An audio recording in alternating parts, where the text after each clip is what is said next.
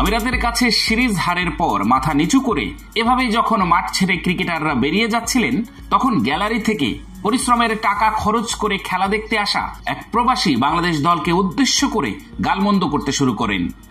এ সময় সব ক্রিকেটাররা মাথা নিচু করে চলে যেতে থাকলেও শামীম পাটোয়ারির যেন সম্মানে লেগে যায়।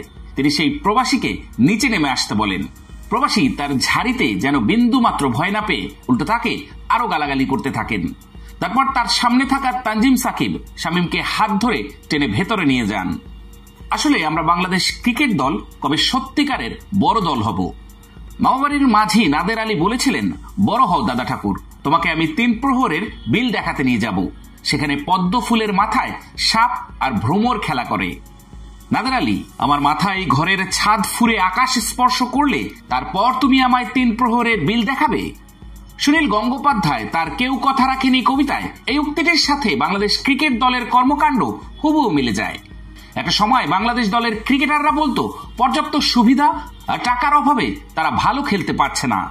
তারপর যখন এ সবই পেল তারা, তারপর থেকে তাদের কণ্ঠে একটাই সুর, আমরা শিখছি।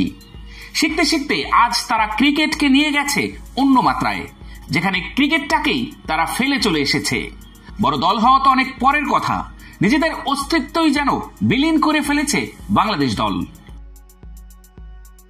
ক্রিকেটের কলঙ্ক আমার দল খেলছে আজকে, ক্রিকেটের কলঙ্ক, ক্রিকেটের কলঙ্ক।